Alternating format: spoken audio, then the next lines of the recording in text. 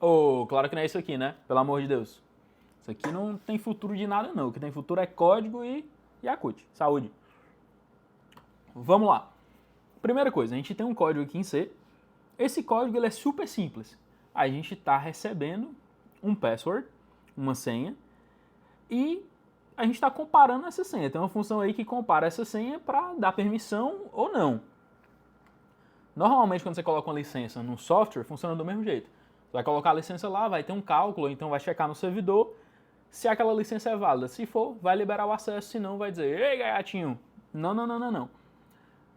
Olha uma coisa interessante, voltando aqui para o código. A gente tem uma pasta que eu criei aqui, essa pasta de exemplo. Dentro dela tem o nosso arquivo em C, que é esse código que está aqui, e tem também esse PNG. Não faz sentido ter um PNG aí dentro, né?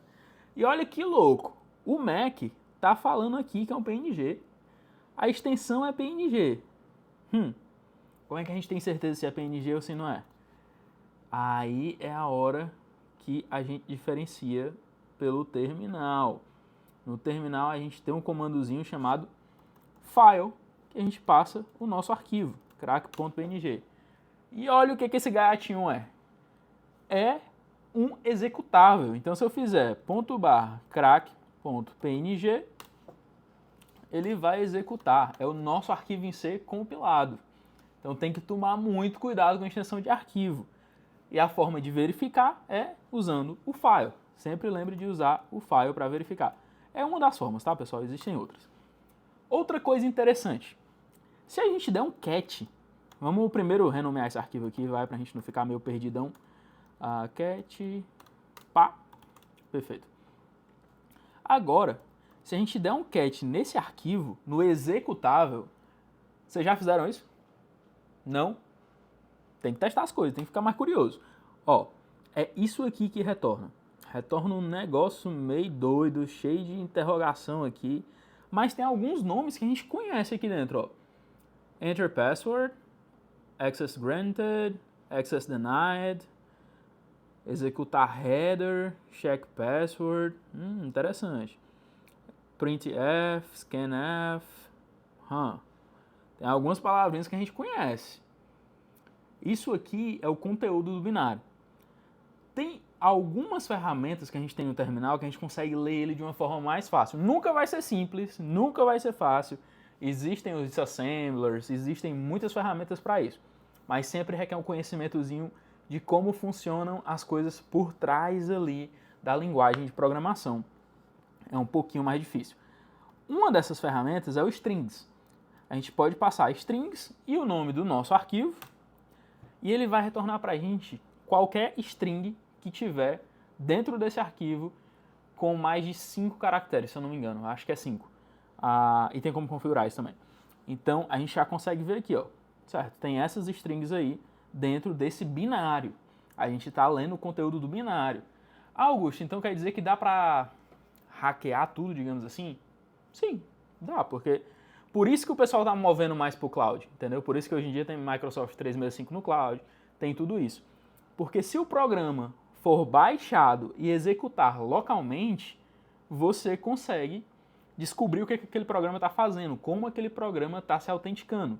Não tem como barrar isso, porque o processador precisa saber como fazer aquele procedimento. Então, esse procedimento precisa estar em algum lugar lá no código. Se você tem o código local, você consegue olhar aquilo, alterar, fazer o programa rodar sem fazer aquela verificação, sem fazer aquele check. Dependendo de como esse aqui for, a gente faz isso também, não nesse vídeo, no próximo, para aprender como é que funciona fazendo um exemplo de brincadeira. Outra ferramenta que a gente tem é o Object Dump, tá? Isso aqui a gente vai ver o assembly do programa. Ó, tá vendo aqui que já ficou mais bonito, né? Olha como ficou lindinho agora. Agora dá para entender tudo. Pelo amor de Deus, agora a gente entende tudo aqui. Isso aqui é o que faz esse programinha que a gente criou executar. O código tá aqui, eu tô escondendo isso aqui só pra gente descobrir a senha juntos, tá? Mas depois eu mostro pra vocês que isso aqui é a mesma coisa disso aqui. Mas vamos lá. vamos entender um pouquinho disso aqui, um pouquinho de como é que funciona esse assembly aqui, só para a gente ver qual é a senha que tem, porque a gente precisa descobrir para conseguir digitar aqui e ter um access granted. Então vamos lá, a primeira coisa, a gente tem a nossa função main aqui, tá começando aqui a rodar a função main, faz o scan, beleza. Em algum momento aqui ele vai chamar a nossa função para fazer o check password. Pá, aqui. Tudo bem, então vamos procurar agora a função de check password. Ela é essa primeira aqui, ó. Aqui dentro é um negócio um pouquinho mais difícil de ler, porque a gente precisa entender um pouquinho de como é que funciona a arquitetura do processador. No caso, como o Mac hoje em dia, esse aqui é o M1, então ele é ARM. Pode ser que os comandos sejam diferentes, tá? Do ARM para o Intel, cada processador é diferente.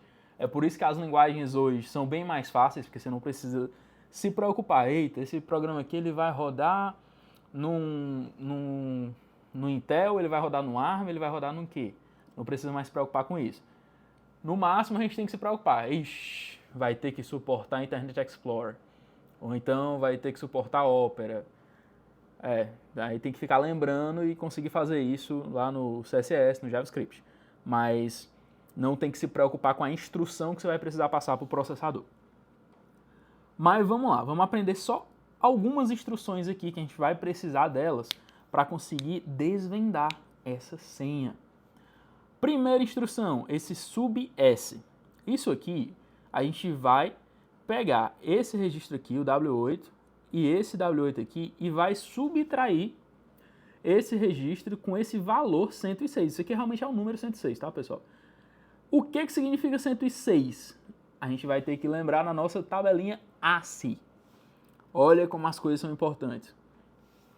Vamos aqui na tabela ASCII e vamos pesquisar o que é 106.